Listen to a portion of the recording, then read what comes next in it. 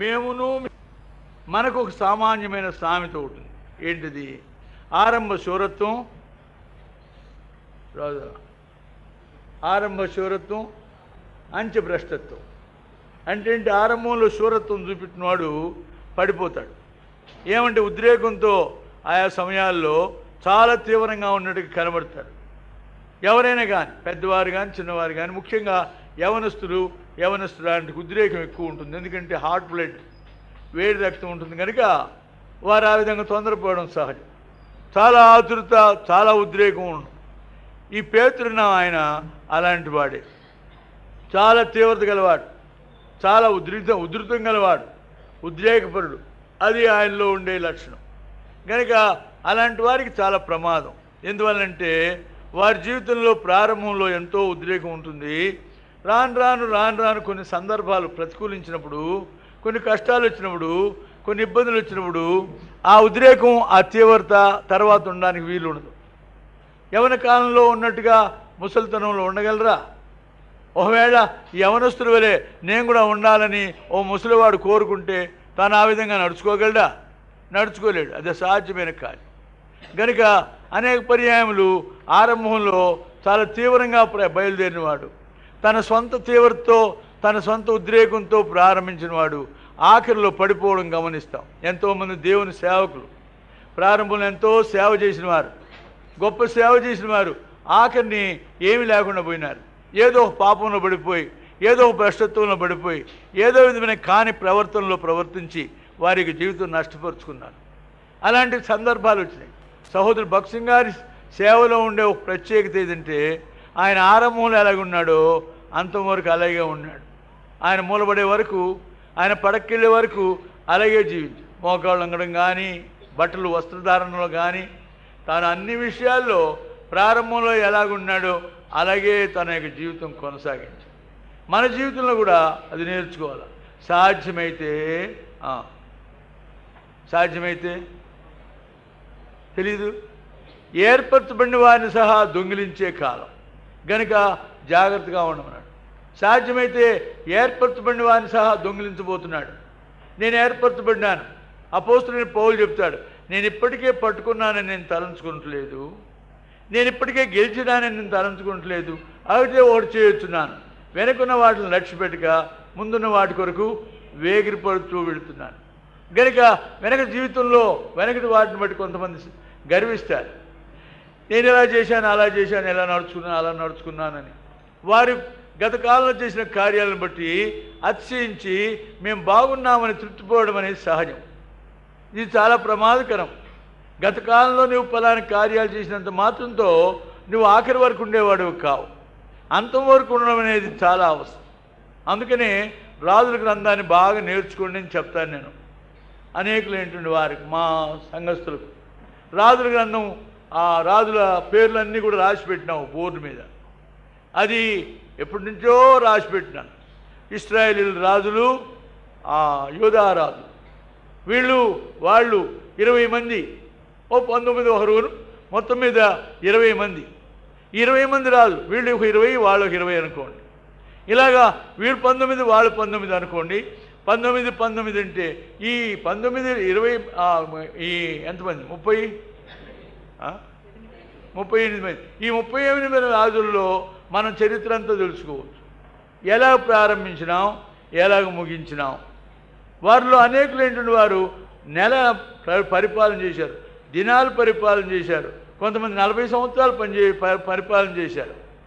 ఏం కారణం అంటే ప్రారంభంలో ఎంతో బాగున్నారు. ఆ రాజులందరినీ విభజిస్తే ఇలాగ ఉంటుంది. ఏంటంటే ఆరంభంలో ఎంతో భక్తిగా ఉండి దేవునికి అనుకూలంగా ఉన్న రాజులు ఆఖరికి భ్రష్టులైపోయి, విగ్రహారాధికులైపోయి, భ్రష్టులైపోయి చనిపోయారు. సౌలు ఒకడు అందులో. ప్రారంభంలో ఎంతో భక్తిగా ఉన్నాడు. ఏమన్నాడు ఆయన? వెళ్ళి, అయ్యా నేను బెన్యామీనుని కానా? నా కుటుంబం బెన్యామీను గోత్రంలో అల్పమైంది కాదా? నన్ను గురించి ఎందుకు అలా చెప్తావు? మా విషయంలో అభీష్టం ఉందని ఎందుకు చెప్తావని చాలా దీనుడే వెళ్ళాడు. అంతేకాదు, రేపు నేను రాజుగా చేస్తాను, వెళ్ళు, ముందుగా వెళ్ళు, నువ్వు ఒక కనిపెట్టుకున్నానంటే వెళ్ళిపోయి దాక్కున్నాడు. ఎక్కడ? సామాన్ల మధ్యలో దాక్కున్నాడు. కనుక వచ్చిన తర్వాత మీకు నేను ఒక రాజు నేర్పొచ్చినాను, దేవుడు మీ కొరకు రాజును ఏర్పాటు చేశాడని వెతకపోతే ఎక్కడ కనబడలే.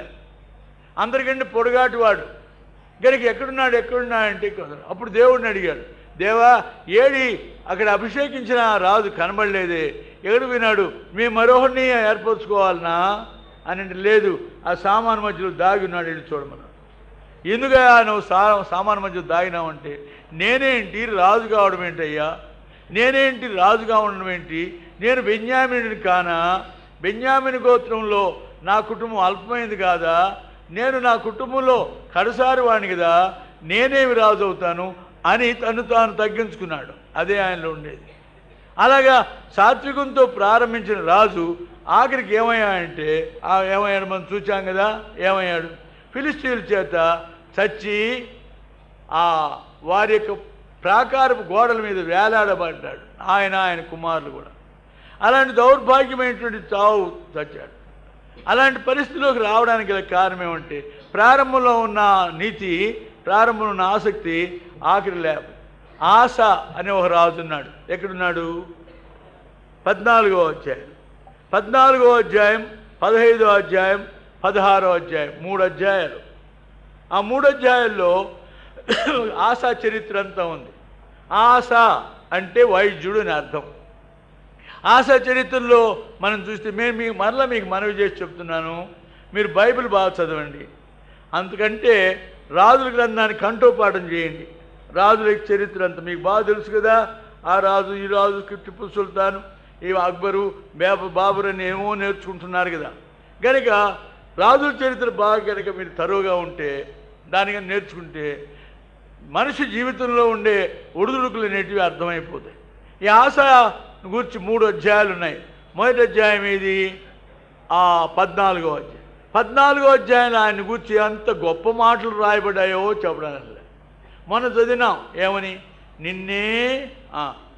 నీవే నీ నాముననే మేము వచ్చాము, నిన్నే తర్వాత నీవే నీ నాముననే మీ దగ్గరికి వచ్చాం. ఏ అనగా అంటే ఏమని అర్థం? ఓన్లీ అని అర్థం. నీవు మాత్రమే, నీ నామం మాత్రమే, నీవు మాత్రమే, నిన్ను మాత్రమే మేము ఆశ్రయిస్తున్నాం అన్నాడు. కనుక అక్కడ ఒక మాట చెప్పాడు. 14వ అధ్యాయం 7వ వచనం చదవండి. 14:7, 2వ దినవృత్తాంతములు 14:7. ఆ అధ్యాయం అంతట్లో అది మూలమైన వాక్యం. దాన్ని చూస్తే ఎలాంటి పరిపాలించాడో అర్థమవుతుంది. 2వ దినవృత్తాంతములు 14వ అధ్యాయం 7వ వచనం చదవండి. అతడు యూదా వారికి ఇలా ప్రకటన చేశాడు. ఏమని ప్రకటన చేశాడు? మన దేవుడిని యెహోవాను మనం ఆశ్రయించినందున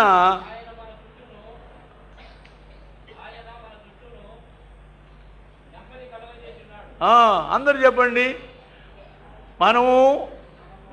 మనము మన దేవుడైన యెహోవాను ఆశ్రయించినందున ఆయన మన చుట్టూ నెమ్మది కలుగు చేసిన.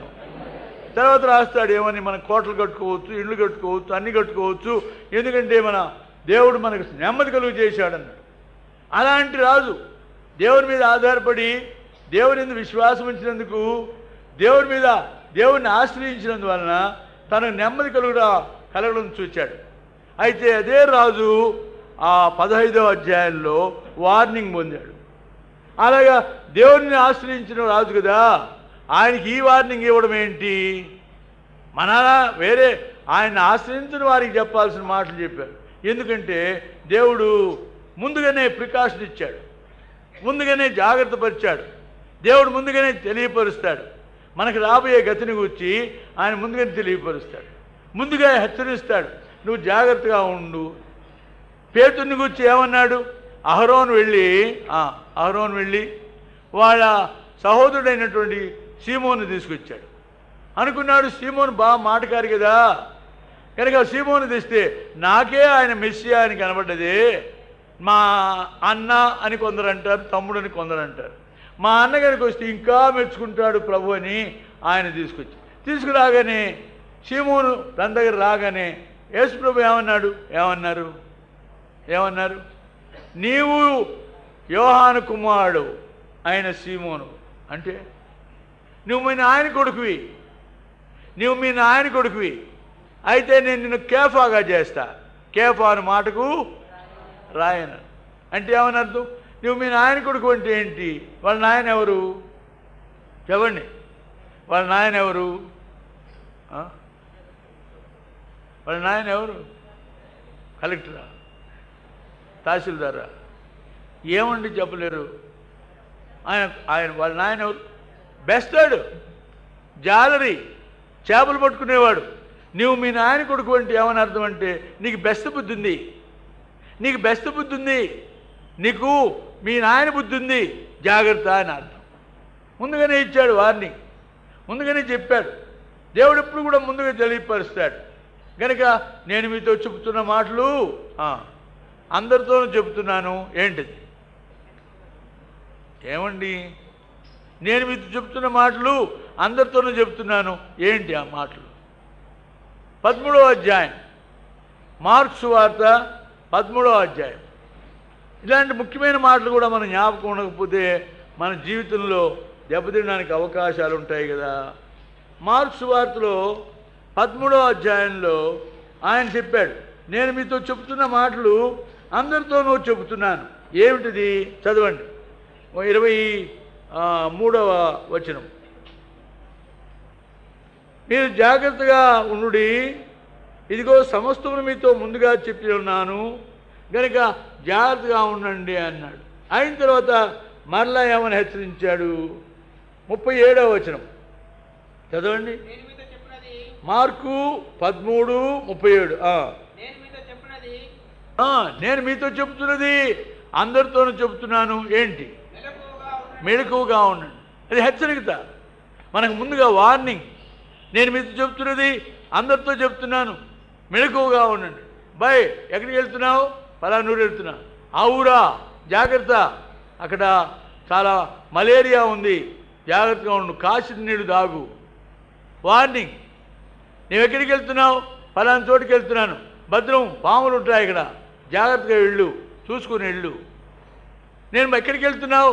నేను పలాని చార్మినార్కి వెళ్తున్నాను, అలాగా జాగ్రత్త, అక్కడ ట్రాఫిక్ చాలా ఎక్కువగా ఉంటుంది, యాక్సిడెంట్స్ వస్తాయి, జాగ్రత్తగా వెళ్ళు. వార్నింగ్, ముందుగానే ప్రీ వార్నింగ్, ముందుగానే జాగ్రత్త పరచడం. కనుక పేతురుతో చెప్పాడు, నీవు మీ నాయన కొడుకువి, మీ నాయన కొడుకువి, జాగ్రత్త. కనుక ఏమని జాగ్రత్త?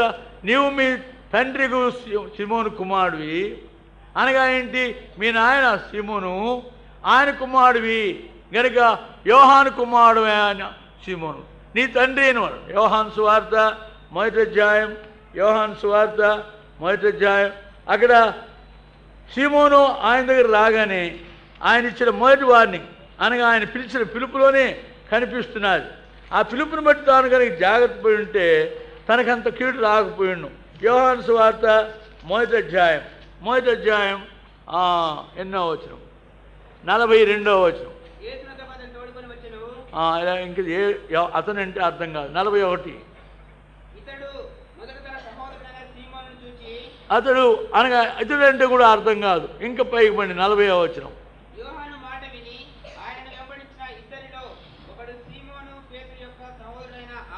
యోహాను ఏం చెప్పాడంటే ఇద్దరు శిష్యులు తన దగ్గర ఉంటే ఇదిగో దేవుని గొర్రెపిల్ల అన్నాడు. ఇదిగో దేవుని గొర్రెపిల్ల. ఎవరిని చెప్తారా? మన శిష్యులు ఇంకోరు శిష్యులు అవుతారంటే ఒప్పుకోం. ఆయన నా శిష్యుడిగానే ఉండాలా, ఆయన దగ్గరికి ఎందుకు పోయినావు అనేవాళ్ళమే. కానీ యోహాను చాలా గొప్పవాడు. ఎందుకు గొప్పవాడు చెప్పండి? ఎందుకు గొప్పవాడు? ఏంటి యోహాను యొక్క పద్ధతి ఏంటండి? యోహానా బాప్తిస్మ ఇచ్చి యోహాను యేసురమును అనుకున్నాడా? నేను చెప్పేది యోహాను గురించి అయితే చెప్పండి. ఏంటి ఆయనలో ఉండే గొప్పతనం? బాప్తిస్మ ఇచ్చే యోహానులో ఉండే గొప్పతనం ఏంటి అని? ఏంటి? ఆయన హెచ్చవలను, నేను తగ్గవలను. ఎలాగండి?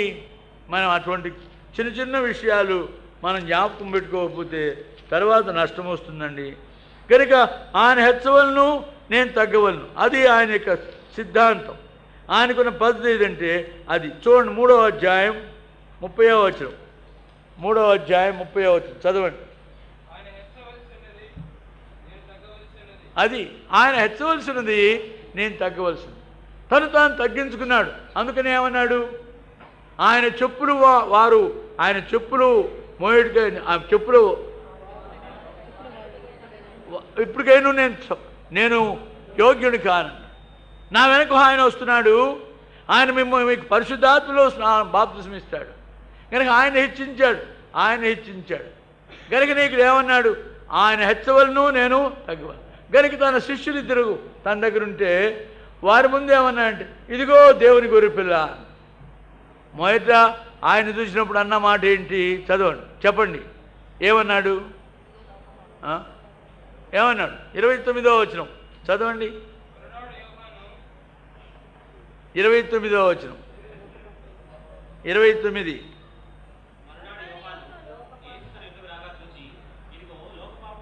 లోక పాపను మోసిపోవు దేవుని గొర్రెపిల్ల అన్నాడు.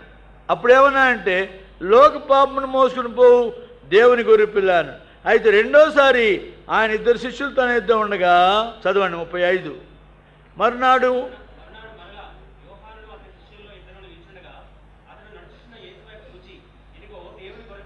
దేవుని గొర్రెపిల్ల అని చెప్పాడు. తర్వాత చదవండి. అతడు చెప్పిన మాట ఇద్దరు శిష్యులు విని యేసును వెంబడించారు కనుక యేసు వెంబడి తర్వాత చదవండి. ఇప్పుడు వారిలో ఆయన అంద్రేయ యేసు వెనక్కి తిరిగి మీరు ఏం వెతుకుతున్నారు అన్నాడు. రబ్బీ నువ్వు ఎక్కడికి కాపురం ఉన్నావు, వచ్చి చూడండి అన్నాడు. కూడా వెళ్ళినారు, 2 రోజులు ఉన్నారు, ఆయన మెస్సియాని కనుగొన్నారు. వచ్చి ఇప్పుడు మరలా మన వాక్యాన్ని రండి 40వ అధ్యాయం 40వ వచనం.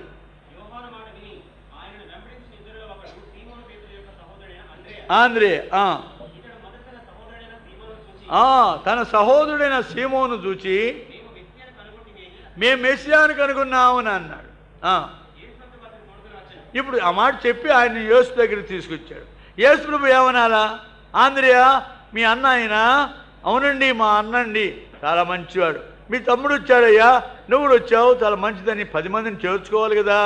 ప్రభు పద్ధతి కాదు, ఉన్న మాట ఉన్నట్టు చెప్తాడు. ఏమన్నాడు చదవండి.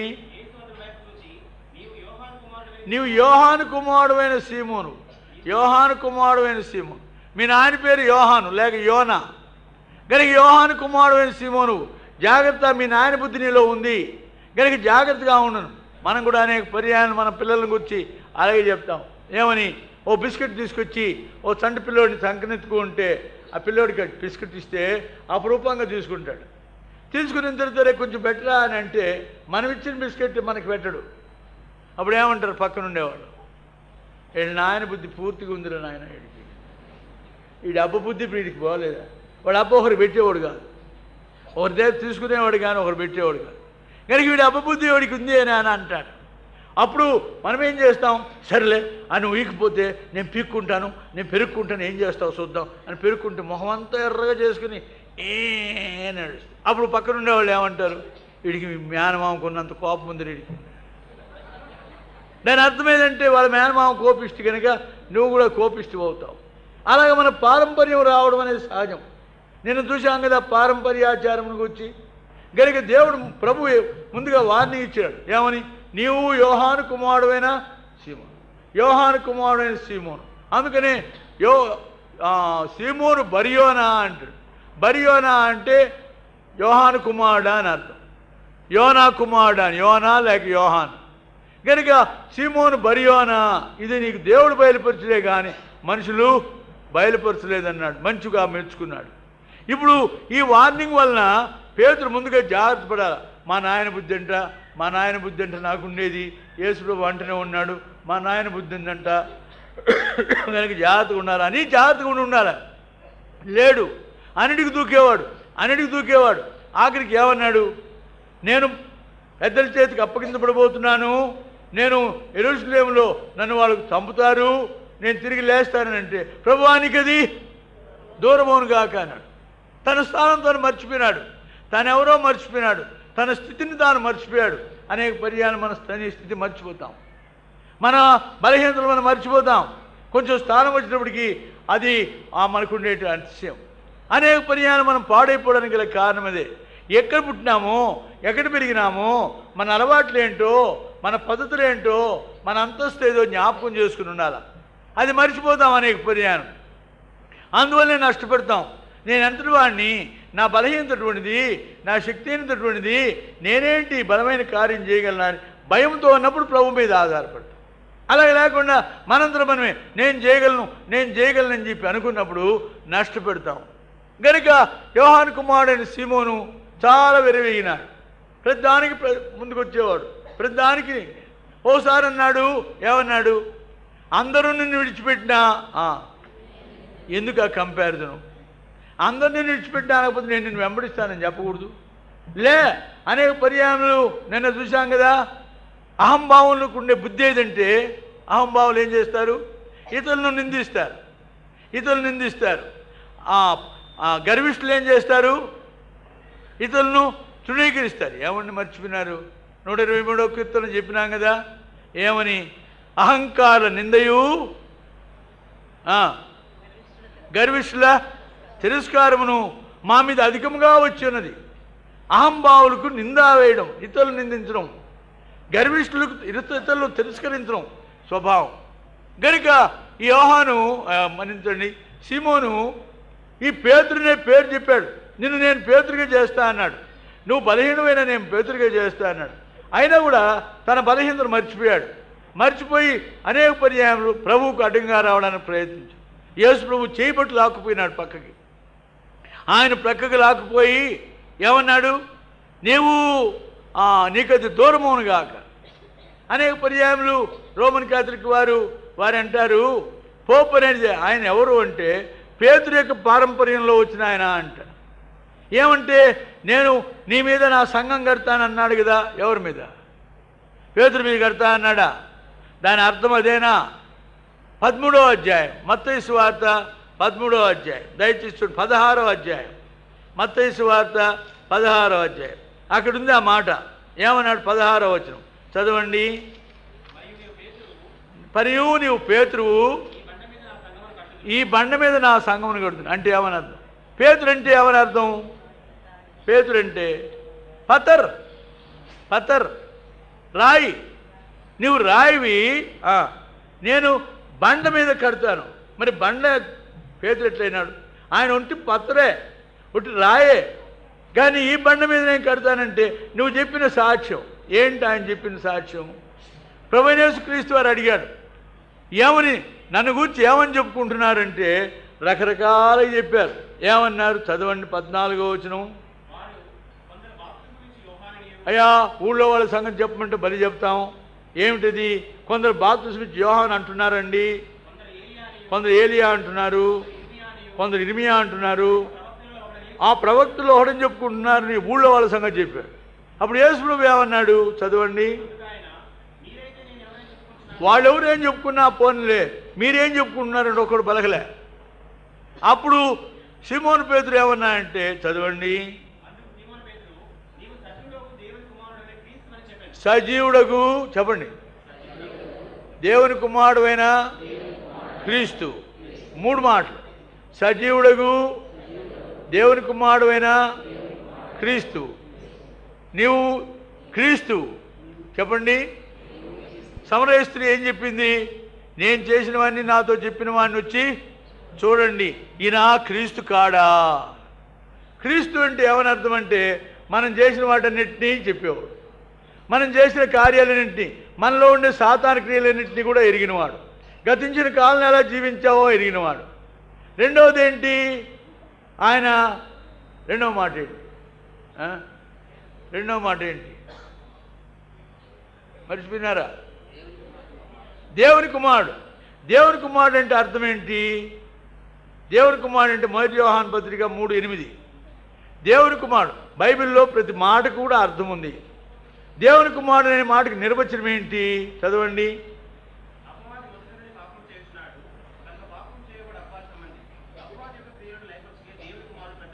అపవాది యొక్క క్రియలను చెప్పండి. అపవాది క్రియలను అందరూ చెప్పండి. అపవాది క్రియలను లయపరుచులకే దేవుని కుమారుడు ప్రత్యక్షమాయను.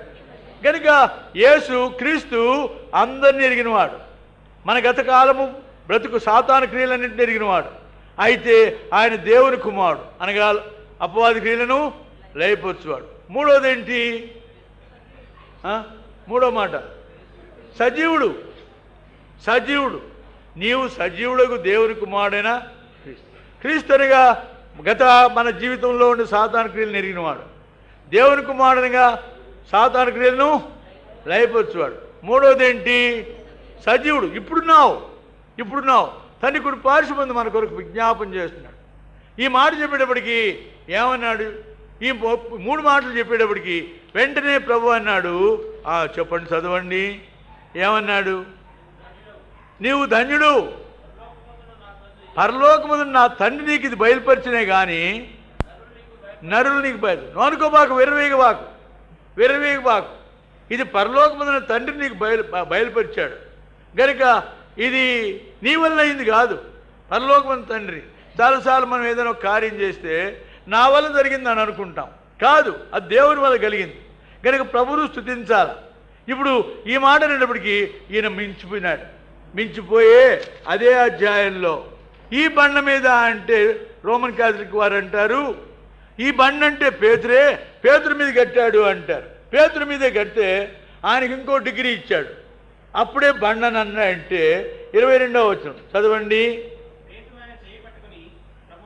చేయి పట్టుకుని అవతలికి లాగి ఏమన్నాడు? ప్రభువా అది నీకు దూరమవును కాక అన్నాడు. వెంటనే ప్రభు ఏమన్నాడు? చదవండి. అది పేతురు వైపు తిరిగి సాతానను, మరి సాతాను మీద కట్టినాడు అసలు దేవుడు సంఘాన్ని. ఆయన పేతురే కనుక బండయి ఉంటే సాతాను అన్నాడు, మరి సాతాను మీద కట్టాడా? లే, ఈ బండ అనగా నీవు సజీవుడు. చెప్పండి. నీవు దేవుని కుమారుడు, నీవు క్రీస్తువు, నువ్వు దేవుని కుమారుడు, నువ్వు సజీవుడు.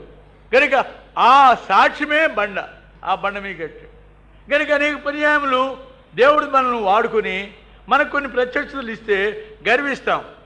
సిమోను కూడా గర్వించినాడు. పరలోకమందున తండ్రి బయలుపరిచినాడని చెప్పినాడు కూడా యేసు ప్రభు. నీది కాదు, అయితే నేను కాక చెప్పినానని మరలా యేసు ప్రభును ఆయన శ్రమల్ని కలకుండుగాక అన్నాడు. ఆయన శ్రమలకు అడ్డొచ్చినాడు. జాగ్రత్తగా ఉండాలి. మన మొదటి స్థితిని మనం మర్చిపోకూడదు. ఆ స్థానం మనం మర్చిపోకూడదు. మర్చిపోయినప్పుడే విర్రవీగుతాం. ఇది కాని చరిత్ర అయినా ఇది చెప్పడం బాగా ఉంటుంది, మీకు బాగా అర్థమవుతుంది. మా ఊరు ప్రక్కనే ఒక పల్లెటూరు ఉంది. నేను ఉండిన ఓ ప్రాంతంలో బాగా పల్లెటూరు. అక్కడ సర్కారు జిల్లాలో, ఆ సర్కారు జిల్లాల్లో బాగా పల్లెటూరు, మంచి సారవంతమైన ప్రదేశాలు. అందరూ పనులు చేస్తారు. మరి మన క్రైస్తవులైతే, ఈ జాతి వారైతే కూలే. అందుకనే జెట్ బ్లాక్లో ఉంటారు. అలాంటి బ్లాక్నెస్ ఎక్కడ చూడలేరు మీరు. నీగ్రోల్లాగా ఉంటారు, నల్లగా ఉంటారు, ఎండలో ఎండి అలాగా అయిపోయి అలాగా ఉన్నారు. అక్కడ ఉండే ఒక అమ్మాయి పేరు మేరీ. ఏం పేరు? మేరీకి సంబంధాలు తెచ్చి కట్నమిచ్చో ఎట్నో ఒకటి పోలీసు వాడికి చేశారు పెళ్లి. పోలీసు ఆయనకి ఇచ్చి పెళ్లి చేశారు. పోలీసు ఆయన దగ్గర పెళ్లి చేసినప్పటికీ ఏదో చీర గీర తెచ్చినారు, కట్టినారు, అంతా చేసినారు. వాళ్ళిద్దరు పెళ్లి చేశారు. పెళ్ళి అయిన తర్వాత హనీమూన్కి వెళ్తున్నారు. హనీమూన్ అంటే ఏంటి? పెళ్ళైన తర్వాత భార్య భర్తలు వనవిహారం వెళ్తున్నారు. ఇద్దరు ఒక రైల్లో వెళ్తున్నారు. ఆ రైల్లో వెళ్తున్నప్పుడు కొత్తగా పెళ్లి చేసుకున్నవారు కదా, నాజుగ్గా ఉండాలి కదా. ఇద్దరు కిటికీలో ఒరగబడి అలా చూస్తుంటే ఆ పంట వేస్తున్నారు, నారు వేస్తున్నారు. మీరేమంటారు? నాట్లు వేస్తున్నారు అంటారు ఒక జిల్లాలో, గుంటూరు జిల్లాలో. గోదావరి జిల్లాలో ఉడుపుస్తున్నారంటారు, ఊడుపులు ఊడుస్తున్నారని అంటారు. కనుక ఈ మేరీ అవన్నీ ఊడుపులు ఊడిచిందే. అయితే ఇప్పుడు వాళ్ళని చూసి పోలీసు ఆయన చేసుకున్నారు కదా, పోలీసు ఆయన వెనుకున్నాడు కదా. అప్పుడు అన్నాడు, ఏంటి వాళ్ళు చేసేది అన్నాడు. ఏంటి వాళ్ళు చేసేది అంటే యాజ్ ఇఫ్ అంటే ఆమెకు అసలు ఏంటో తెలియదని, అసలు నాట్లు అంటే ఏంటో తెలియదని, పొలం అంటే ఏంటో తెలియదని. పోలీసు ఆయన చేసుకున్నారు కదా. సాధారణంగా పెళ్లి చేసుకున్న తర్వాత వాళ్ళు మా ఇంట్లో ఒక్క పని చేసేదాన్ని కాదు, ఎంత సోమర్థాన్ని అని సిగ్గుపడాల్సింది పోయి మా ఇంట్లో ఒక పని చేసేదాన్ని. కాళ్ళ దగ్గర ఒక దిండు, తల దగ్గర ఒక దిండు వేసుకుని దర్జాగా మా అమ్మే అంతా వండి పెట్టేది. ఎందుకంటే భర్త ఇంట్లో మళ్ళీ పనులు చెప్పకుండా ఉండాలనే ప్లాను. కనుక మేరీ ఏమన్నదంటే ఏంటి వాళ్ళు చేసేది అన్నాడు. అప్పుడు వాడు అడిగినాడు, నీకు తెలియదా ఏంటిది, ముందుకు వెనక్కి ఊగుతున్నారే ఏంటిది అంటే నాట్లు వేస్తున్నారన్నమాట. అప్పుడు ఎదుటిగా ముసలిది ఉంది, వాళ్ళ ఊరు ముసలిది, అది చూడలే మేరీ. ఆ దేశంలో చుట్టలు తాగుతారు. ఎవరు మగవాళ్ళు చుట్టలు తాగుతారు, ఆడవాళ్ళు కూడా చుట్టలు తాగుతారు. కనుక ఆడవాళ్ళు మగవాళ్ళ ముందు చుట్టలు తాగితే మర్యాద ఉండదని నిప్పు లోపలికి పెడతారు. మీరు కావాల్సి పోయి చూడండి, ఇక్కడ ఉంటారు గోదావరి వాళ్ళు, ఎక్కడ ఏ దేశం పోయినా ఉంటారు గోదావరి, పశ్చిమ గోదావరి వాళ్ళు ముఖ్యంగా.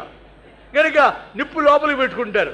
నిప్పు లోపలికి పెట్టుకుంటే ఒక కష్టం ఏంటంటే పొగేమో వస్తుంటూనే ఉంటుంది, కానీ మాట్లాడితే నాలుగు కాలుతుంది. కనుక నోట్లో పెట్టుకునేది. ఆ ముసలిది కాసేపు ఓర్చుకున్నది. ఇక తట్టుకోలేక చుట్ట బయటికి తీసి, ఓసే మేరే పోలీసు వాడిని చేసుకునేటప్పటికి వెనకటి బతుకంతా మర్చిపోయినావంటే, ఊడుపులు ఊడిసిన దానివి కాదంటే, నువ్వేం నాట్లు వేసిన దానివి కాదంటే అని. ఎంతమంది మేరీలు ఉన్నాం అక్కడ, మర్చిపోతున్నాం మనం వెనకటి బతుకు. ఈ మేరీ మర్చిపోయింది. ఏ మేరీ పేతురు మర్చిపోయాడు. నువ్వు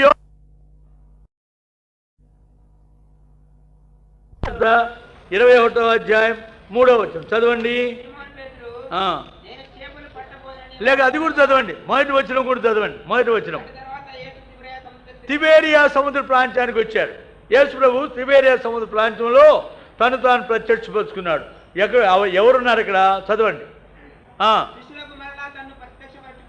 శిష్యులు కనిపించుకున్నాడు తిబేరియా సముద్రం దగ్గర. ఎట్లా ప్రత్యక్షపరుచుకున్నాడు చదవండి. ఆయన తను ప్రత్యక్షపరుచుకున్న విధమేదనగా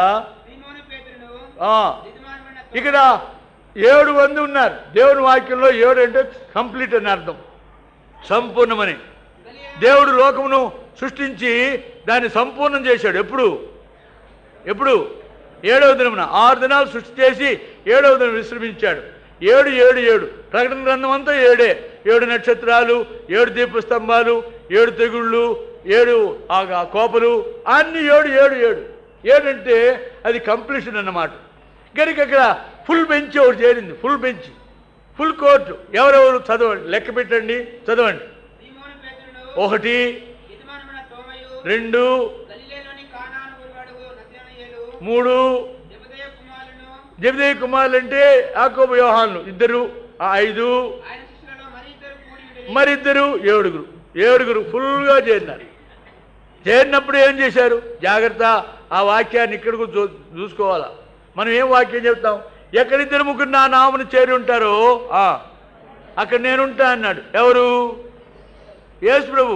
సైతాను కూడా అదే మాట వాడుకుంటాడు. ఎక్కడిద్దరు ముగ్గురు చేస్తారు అక్కడ సైతాను కూడా ఉంటాడు. కనుక యేసు ప్రభు ఉన్నాడా సైతాన్ ఉన్నాడా చూసుకోవాలా. 2 ముగ్గురు చేసేటప్పటికి ఆ రవాణా ఈ రవాణా, వాళ్ళ కథ వీళ్ళ కథ, అమ్మ కథ ఈ అమ్మ కథ, ఈ కథ ఈ కథ చెప్పుకుంటూ సైతాన్ వస్తాడు. కనుక ఇది జ్ఞాపకం చేసుకోవాలా. ఇప్పుడు 7 చేరేటప్పటికి వాళ్ళు మంచి మాటలు మాట్లాడలే. ఏమన్నారు చదవండి. సిమోన్ పేతురు చైర్మన్ గారు ఏమన్నా అంటే, నేను చేపలు పట్టబోతానబ్బాయ్, మీరు ఏమన్నా చేసుకోండి, నేను చేపలు పట్టున్నాను, నేను చేపలు పట్టబోదును అని అన్నాడు. మరి ఇది ఏంటి ఈ మాట?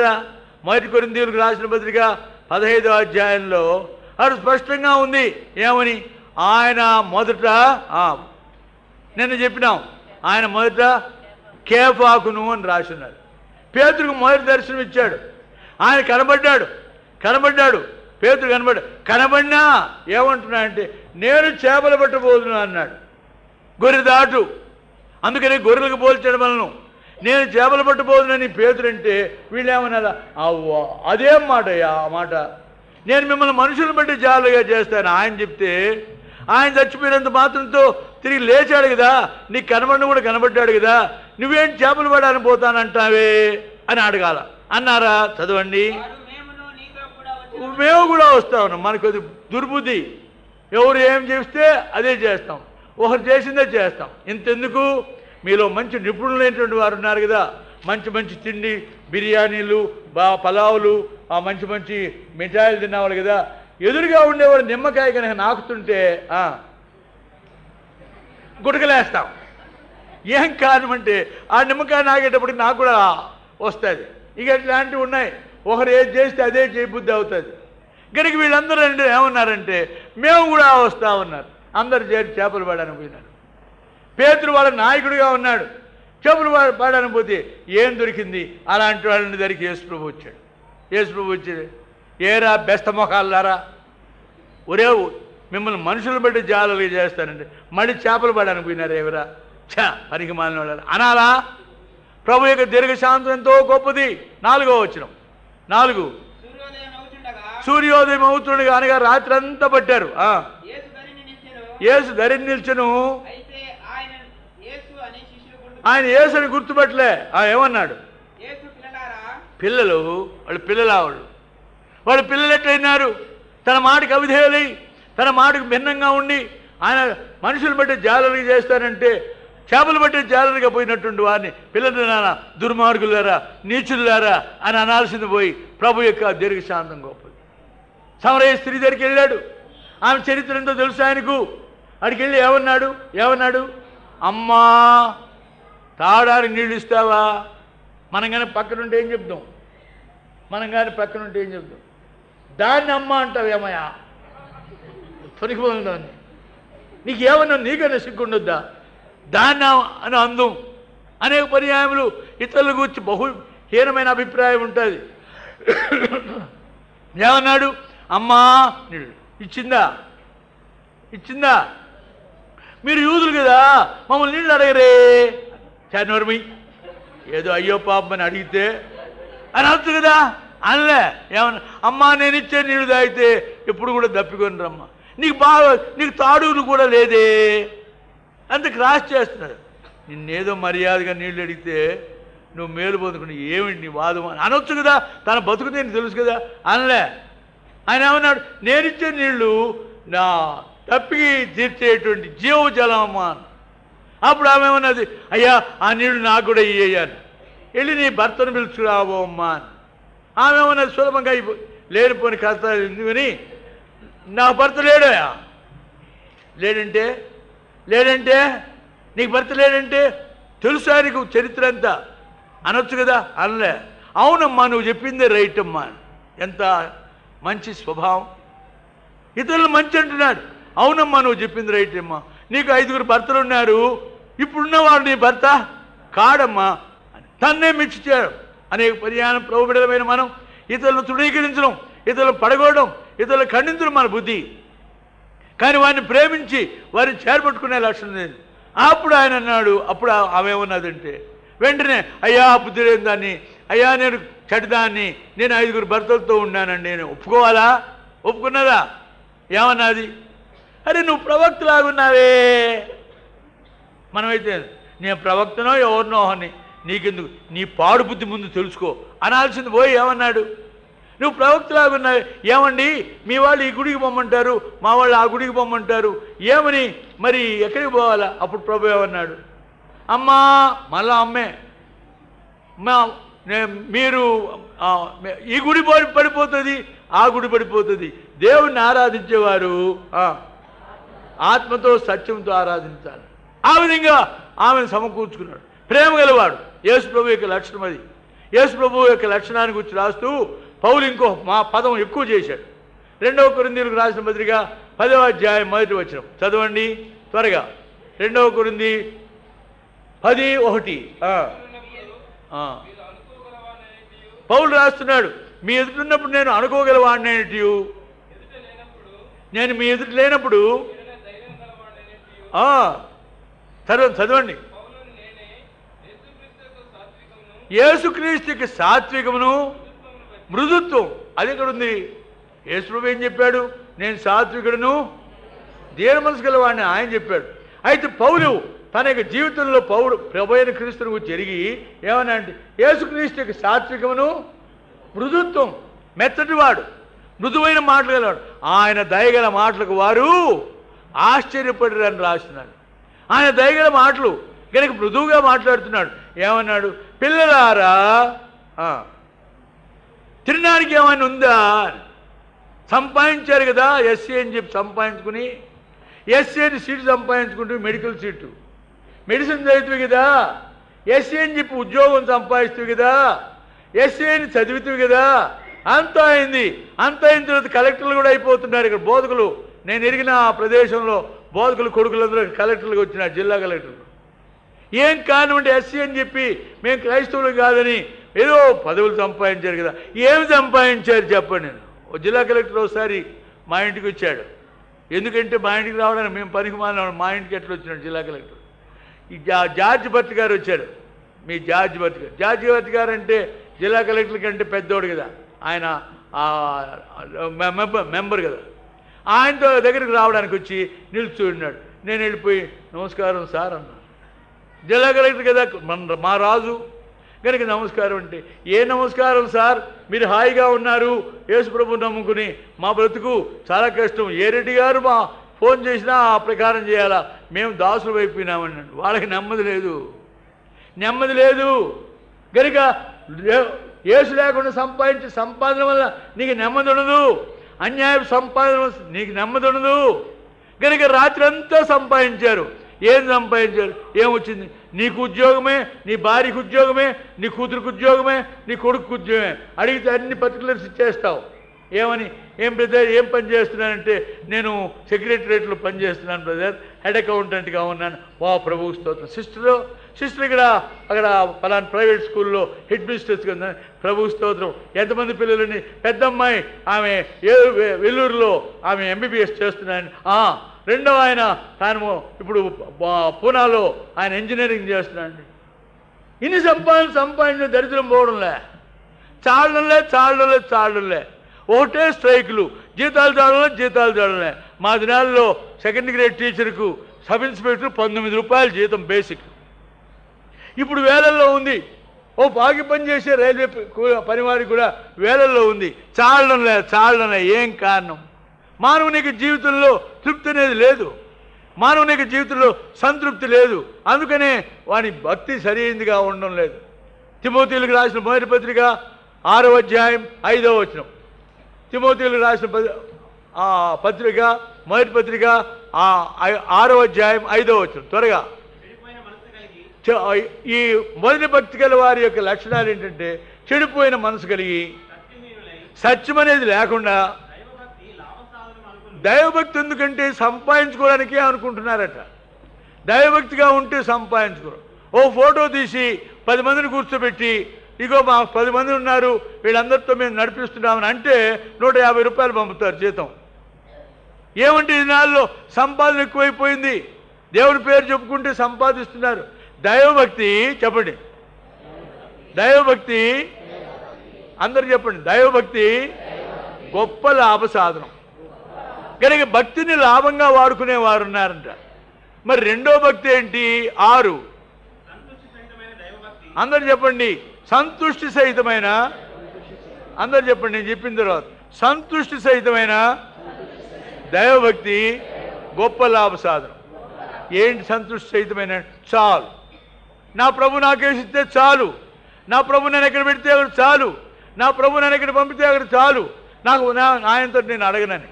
ఇది నాలో దేవుని సేవకులు అనిపించుకున్న వారు సహా మాకు చాలు అలా నూరయ్యా ఇళ్ళయ్యా అంటే సేవకులు అలాంటి వాళ్ళు. నేను అందరిని ఎప్పుడూ లేదులేండి. మరి ఫలానా చోటుకి వెళ్ళండి అంటే అక్కడ లెట్రిన్ బాత్రూమ్ ఉంది బ్రదర్, లెట్రిన్ బాత్రూమ్ ఉన్న చోటుకి సేవ చేయడానికి వెళ్తా. మిషనరీలు ఇండియా దేశానికి వచ్చి ఎలా సేవ చేశారు? 2 తాళ్ళకు ఉయ్యాలు కట్టుకొని దానిలో పడుకునేవాళ్ళట రాత్రుల్లో. ఎవరు?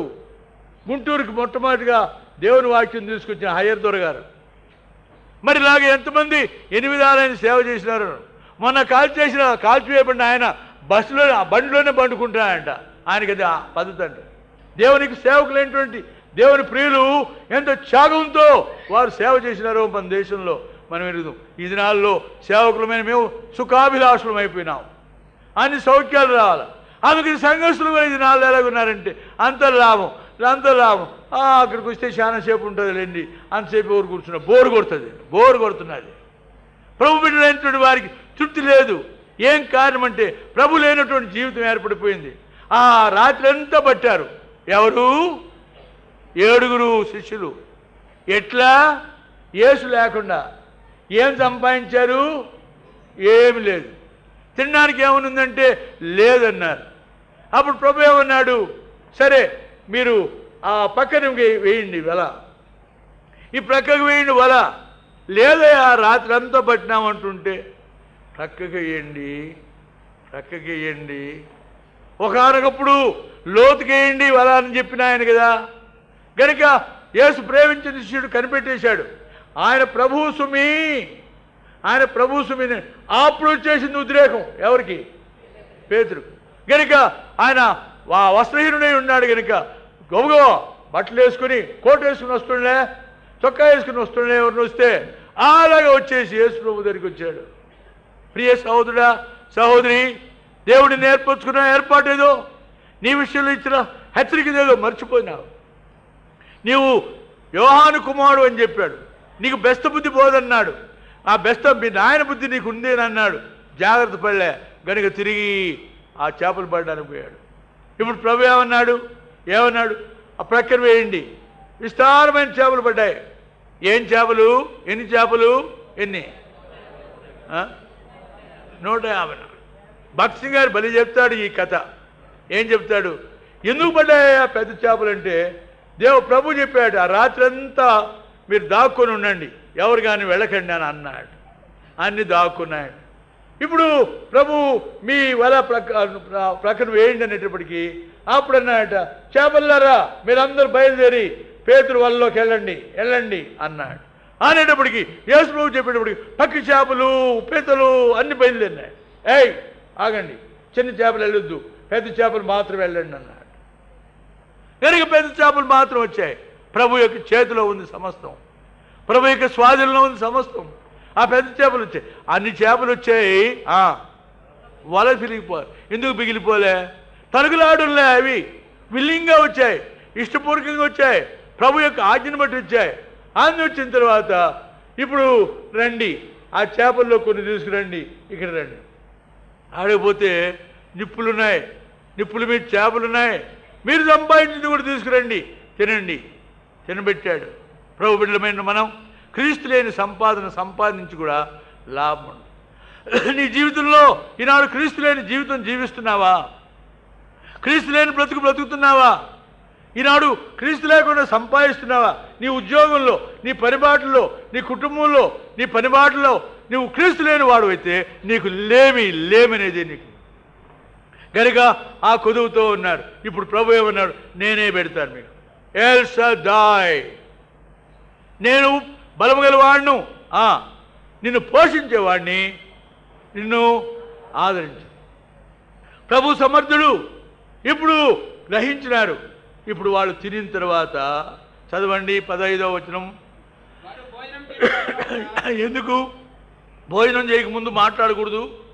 వాడితో వెంటనే వాళ్ళు తప్పు మాట్లాడాలి కదా. భోజనం చేసిన తర్వాత ఎందుకు?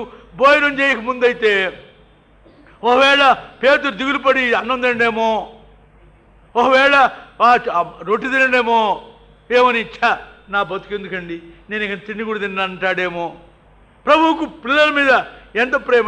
తల్లి ప్రేమ వంటి ప్రేమ, తల్లి ప్రేమ వంటి ప్రేమ. ఆ తల్లి యొక్క ప్రేమను తాను కలిగి ఉన్నాడు. ఉయ్యాలలో పిల్లనేస్తుంది, లేకపోతే బాగా ఊటలు ఊపి ఊపి ఊపి పాటలు పాడి ఓ అంటే బాగా నిద్రపోయిన తర్వాత అప్పుడు వచ్చి గబగబ 2 మెతుకులు తిన్నామని అంటున్నప్పుడు అంటది. అనేటప్పటికీ వాళ్ళ అమ్మ ఏమంటుంది? అమ్మమ్మ ఏమంటుంది? అమ్మ ఏమో మా బిడ్డ ఏడ్చిందని లేవబోతున్నది. వాళ్ళ అమ్మమ్మ ఏమంటుంది? ఇదేం పుట్టిందమ్మా, రాక్షసి పుట్టింది, నా బిడ్డను పీక్కు తింటున్నది, రాత్రంతా మేలుకుండింది, మళ్ళీ ఇప్పుడు ఏదో నిద్రపుచ్చి వస్తుంటే మళ్ళీ లేదులే అమ్మ, అది పాపం ఆకలి ఈ దోమలు గుట్టుంటాయిలే అమ్మ. తల్లి యొక్క ప్రేమ కనుక తల్లికి ఏమంటుంది? నా బిడ్డ కష్టపడుతున్నది అని తన బిడ్డ మీద తన యొక్క ప్రేమ. అయ్యో నా బిడ్డ ఏడ్చినని ఈ బిడ్డ, తల్లి యొక్క ప్రేమ. కనుక ఒకవేళ అన్నం తిండేమో, ఒకవేళ రొట్టె తిండేమో అని వాడు భోజనం చేసిన తర్వాత నెమ్మది అడుగుతున్నాడు. ఏమన్నాడు? సీమోను పేతురు. ఆయన పేరు సీమోను కదా, పేతురు నేను పేరు పెట్టాడు కదా, 2 పేర్లు ఏదైనా పిలవకూడదు. సీమోను అని పిలవలే, పేతురు అని పిలవలే. ఏమన్నాడు? ఆగిపోయినాడు. మరి డిస్కంటిన్యూ. యోహాను కుమారుడైన సీమోను, యోహాను కుమారుడైన సీమోను. సీమోను అని పిలవలే, ఆయన పేతురుని పిలవలే, యోహాను కుమారుడైన సీమోను. ఆనాటి మాట జ్ఞాపకం చేశాడు. ఏనాటి మాట? మొదటి రోజు ఆంధ్రయ్య తీసుకొచ్చినప్పుడు అన్నాడే, నీవు యోహాను కుమారుడు జ్ఞాపకం చేశాడు. తిరిగి ఇప్పుడు జ్ఞాపకం చేస్తున్నాడు. నీవు యోహాను కుమారుడు అని నేను చెప్పిన మాట నిజం కాదా? యోహాను కుమారుడు అని సీమోను, వీరికంటే ఎక్కువగా ప్రేమిస్తున్నావా? వీరికంటే ఎక్కువ ప్రేమిస్తున్నావా? వెంటనే ఏమన్నాడు సీమోను కుమారుడైన, అయ్యా నిజమేనండి, నీకే తెలుసు, నా బతుకు నీకు తెలుసు, నా బలహీనత నీకు తెలుసు, నా లోపం నీకు తెలుసు. నేను నిన్ను ప్రేమిస్తున్నాను కానీ పిరికోవాడిని, ప్రేమిస్తున్నాను నీకు అవిశ్వాసిని, ప్రేమిస్తున్నాను నీకు భయపడేవాడిని. గలిగినే నేను ఆ అమ్మితో చెప్పిన, అబ్బితో కూడా కాదు, అమ్మితో. అమ్మి ఏమన్నాడు? అమ్మి నేను ఎరిగిన అన్నాడు యేసు ప్రభుని గురించి. కనుక నా బలహీనత, నా బుద్ధిహీనత ప్రభువా నన్ను దయచేసి క్షమించన్నట్టుగా నీవే ఎరుగుదు అన్నాడు. ప్రభు కాసేపు ఇంకొంచెం దాన్నిచ్చి 16వ వచనం చదవండి. యోహాను కుమారుడు, మరలా అదే పేరుతో పిలుస్తున్నాడు. యోహాను కుమారుడు అని సీమోను, ఆనాడు మొదటి రోజు నిన్ను పిలిచింది అదే పిలుపు కదా. నువ్వు యోహాను కుమారుడు, మీ నాయన బుద్ధి గలవాడు యోహాను కుమారుడు అని సీమోను, నువ్వు నన్ను ప్రేమిస్తున్నావా? వెంటనే ప్రభు ఆయన ఏమన్నాడు? అవును ప్రభువా అన్నాడు. అనగానే ఆయన వెంటనే ఛార్జ్ ఇచ్చేశాడు. ఏం ఛార్జ్? నా గొర్రెల మేపు. ఈసారి ఏమన్నాడు? 16.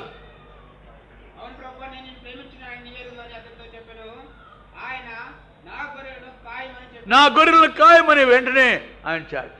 నువ్వు గొర్రెలను కాయాలంటే, గొర్రెలను కాయాలంటే నువ్వు నన్ను ప్రేమించే సంగతిలో పరీక్షించుకోవాలి. ప్రేమిస్తున్నావా? మూడోసారి దయచేసి 17వ వచనం.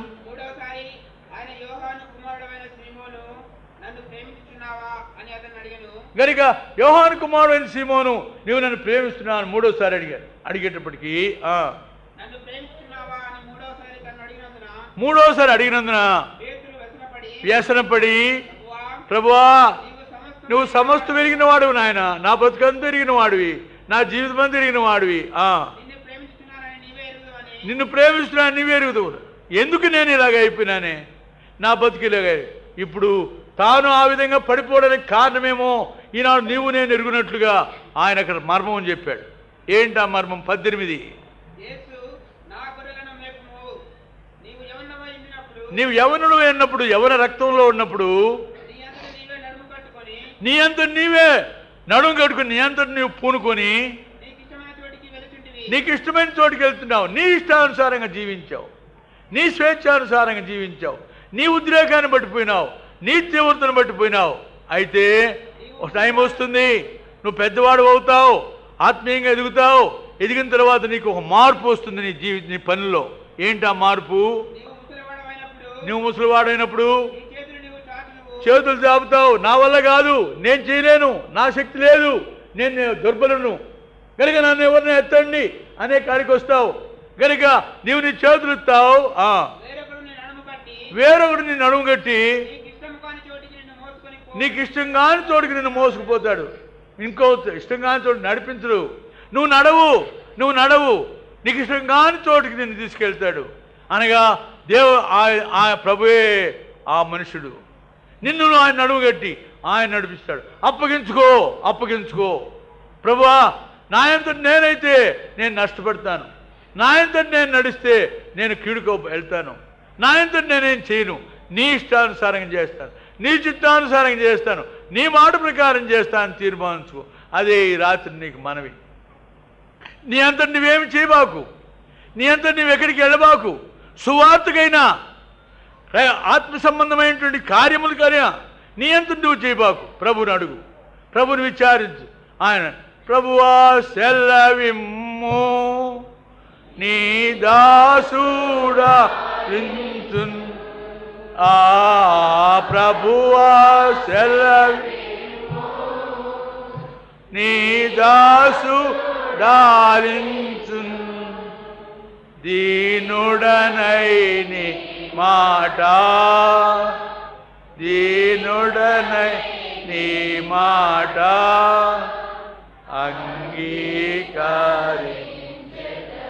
అది క్రైస్తవ జీవితం. అయ్యా నీవు సెలవు, నీ చిత్తం మీద చెప్పు, నీ మాట ప్రకారం చేస్తా, నీ వాక్యానుసారంగా చేస్తా.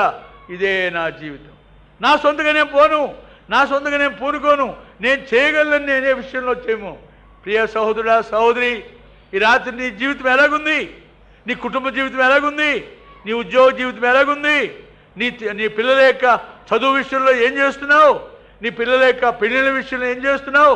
నీ సొంత ఇష్టం, నీ సొంత కోరిక, నీ తీర్మానంతో నడుస్తున్నావు. గరిగినే అన్ని నష్టాలు. అందుకనే అన్ని విధాలైన భ్రష్టత్వం. ఆయనకు అప్పచెప్పు. నీ నడుము కట్టుకోబాకు, నువ్వు కట్టయ్యా. నీకు ఇష్టమైన చోటుకి తీసుకెళ్ళు, నీకు ఇష్టమైన చోటుకి నేను వెళ్తాను, నువ్వు చూపెట్టు, అప్పుడు ఇది చేస్తాను. నీ కుమారుణ్ణి ఆ చోటుకి తీసుకువెళ్ళవలనా అని అడిగాడు. ఎవరు? ఎలియాజరు. అప్పుడు ఏమన్నాడు అబ్రాహాము? నా కుమారుని అక్కడ తీసుకువెళ్ళకూడదు సుమీ. మరి ఎట్లొస్తుందయ్యా ఆ అమ్మాయి? అయ్యో పరాయి దేశానికి రావండి, నన్ను ఈ దేశమునికి తెచ్చి ఈ స్థానమునికి నడిపించిన దేవుడే నీ ముందుగా వెళ్తాడు. ఆయన నా కుమారుని కుమార్తెను ఏర్పరుస్తాడు పొమ్మన్నాడు. ఆశ్చర్యకరుడైన దేవుడు ఆయన చెప్పాడు. ఈ మాట నేర్చుకున్నాడు ఎలియాజరు. ఆడికి వెళ్ళి ఏం చేశాడు? సంఘ ప్రార్థన పెట్టాడు. సంఘం ఎవరున్నారు ఇక్కడ? ఎవరు లేరు. కలిసి ప్రార్థన చేయడం. అనేక పర్యాలు మన ప్రార్థన ఒంటరిగా చేస్తాం, మంచిది. అయితే కలిసి ప్రార్థన చేయడం అనేది అవసరం. ఏకీభవించి ప్రార్థన చేయడం అనేది అవసరం. దానియేలుకు ఆజ్ఞ వచ్చింది, ఎవరైనా నా కలభావం చెప్పకపోతే నరికేస్తా అన్నాడు. దానియేలు వెళ్ళి అడిగాడు, అయ్యా నాకు టైం ఇవ్వు, నేను చెప్తానన్నాడు. చెప్పకూడదు చెప్పాడా? ఏం చేశాడు? షడ్రక్ మెషక్ అబేద్నెగోల దగ్గరికి వచ్చి మీరు ప్రార్థన చేయండి అన్నాడు. కలిసి ప్రార్థన చేశాడు, ఏకీభవించి ప్రార్థన చేశాడు. అపోస్తులతో చెప్పినారు, మీరు ఈ నామను బట్టి ప్రకటించకూడదన్నారు. 4:19 అపోస్తుల కార్యం. చెప్పకూడదంటే ఏం చేశారు వాళ్ళు? వాళ్ళు వచ్చేసి 21వ వచనం అన్నారు, సంఘమునికి తెలియపరిచి వారు కలిసి ప్రార్థన చేశారు. పేతురు చెరసాలలో ఉండెను. సంఘం అత్యాసక్తితో కలిసి ప్రార్థన చేయడం అనేది అవసరం.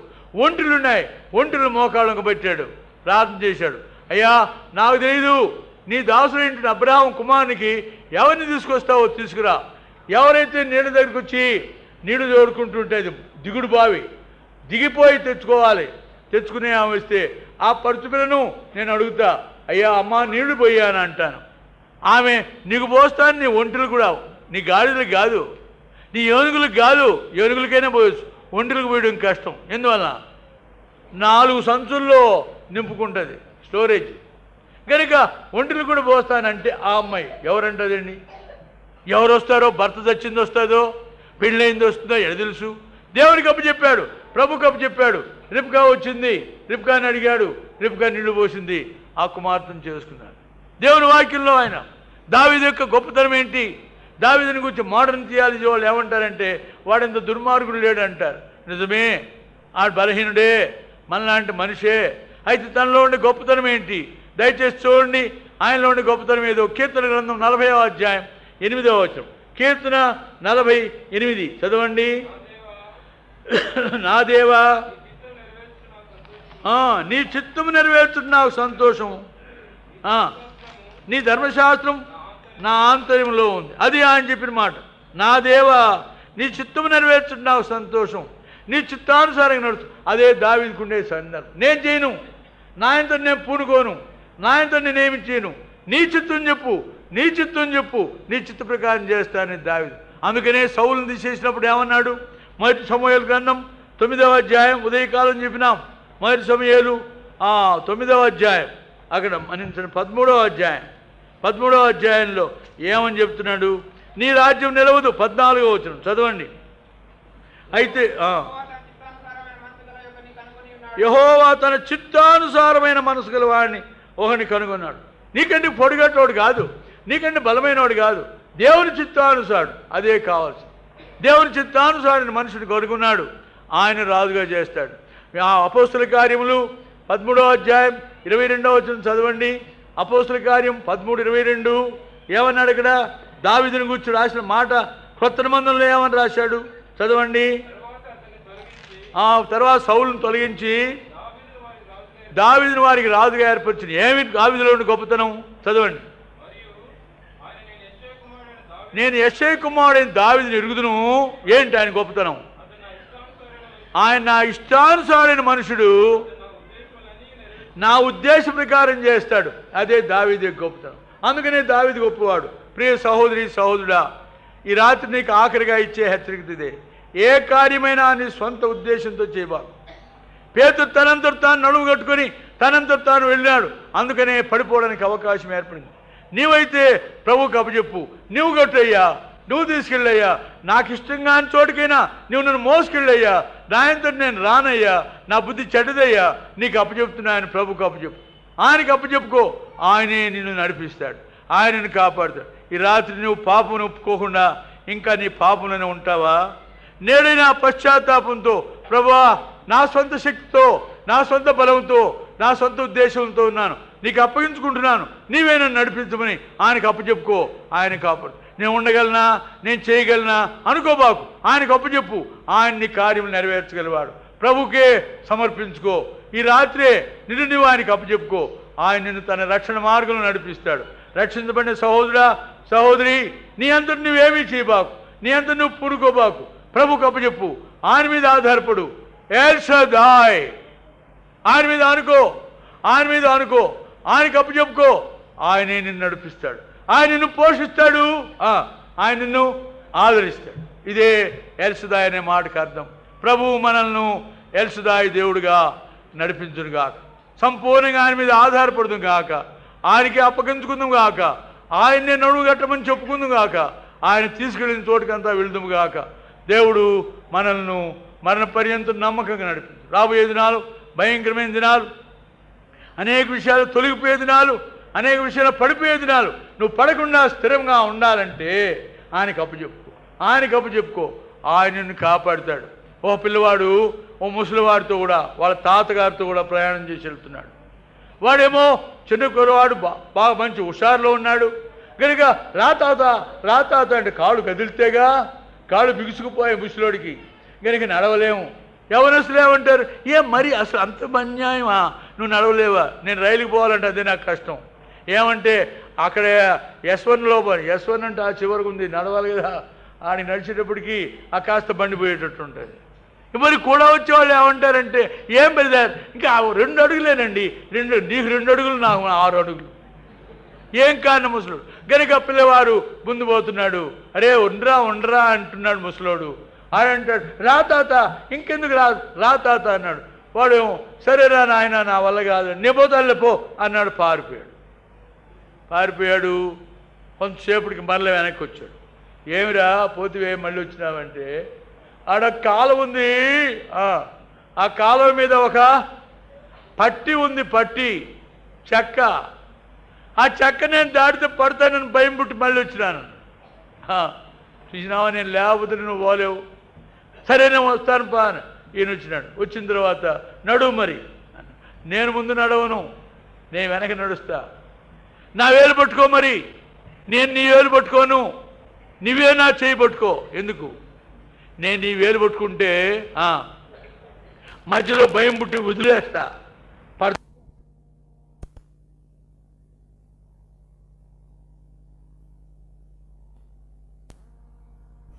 కనుక నీవు చేయి పట్టుకో, అప్పుడు నేను జారిపోయినా నువ్వు పైకి అప్పగించుకో. ప్రభువు ప్రియుడా, ఆయనకి అప్పచెప్పుకో, ఆయన చేతికి అప్పచెప్పుకో, ఆయన మీద ఆధారపడు. ఆయనే నిన్ను నడిపిస్తాడు, ఆయన నిన్ను కాపాడుతాడు, ఆయన నిన్ను కాపాడుతాడు. ఎల్ షదాయ్, ఆయన నిన్ను పోషిస్తాడు, ఆయనే నిన్ను ఆదరిస్తాడు. అప్పచెప్పుకో. ఆయన శక్తి గల దేవుడు, శక్తి గల ప్రభువుకు నిన్ను అప్పగించుకో. ఇదే మనందరికీ ఆఖరి హెచ్చరిక. ప్రభు బిడ్డలంగా ఈ చివరి దినాల్లో అనేక అభ్యంతరాలు, ఆటంకాలు వస్తాయి, అనేక ప్రతికూలతలు వస్తాయి. ఏ రాజ్యం వచ్చినా, ఎవరు ప్రతికూలమైనా మనకేమి లే. ప్రభువుకు అప్పచెప్పుకో, ప్రభువుకు అప్పగించుకో. ఆయనే తీసుకెళ్ళి, ఆయన నడిపించుకొని, ఆయన ఇష్టానుసారంగా వెళ్ళు. ప్రభువు మనల్ని దీవించును గాక. ఆమేన్. ప్రార్థించు. దయచేసి మోకరించండి. దయచేసి మోకరించండి, ప్రార్థన చేయండి. ప్రేమగల మా ప్రియమైన తండ్రి, స్వేచ్ఛానుసారమైన జీవితం వలన ఎన్నో నష్టాలు వస్తున్నాయి. సీమోను పేతురు ముందుగా హెచ్చరించబడి కూడా, నువ్వు యోహాను కుమారుడివి, మీ నాయన బెస్తబుద్ధి నీకుంది అని చెప్పినా కూడా తాను దాన్ని గ్రహించలేక, ఆ హెచ్చరిక తీసుకోలేక, తన సొంత ఉద్రేకాలు, తన సొంత తీర్మానాలు, తన యొక్క నమ్మిక ద్వారా నేను అందరూ విడిచిపెట్టినా నేను నిన్ను విడిచిపెట్టినా అనుకున్నాడు. కడపటికి తానే నేను చేపలు పట్టబోదును అన్నాడు. కనుక మేమందరం బలహీనమే, పడిపోయేవారమే. కనుక ప్రభువా, మా సొంత తీర్మానాలు, మా సొంత భక్తితో కాక మీకు అప్పగించుకోవడం సహాయం చేయండి. సంపూర్ణంగా మీరు సమర్పించుకోవడానికి సహాయం చేయండి. మీకే మమ్మల్ని మేము అప్పగించుకోవడానికి సహాయం చేయండి ప్రభువా. అప్పుడు మీరే మమ్మల్ని నడిపిస్తారు. ఈ అనుభవ జీవితం నాకు మాకు దయచేయండి. యేసునామమున ప్రార్థిస్తున్నాము తండ్రి. అర్పించెదను ప్రభువా ఆత్మ ప్రాణ దేహం, అర్పించెదను ప్రభువా ఆత్మ ప్రాణ దేహం. కాపాడు మా జీవితమూల, కాపాడు మా జీవితమూల, ఇది మా విన్నతి, మా విన్నతి. హృదయమర్పించెదను ప్రభునకు స్తుతి,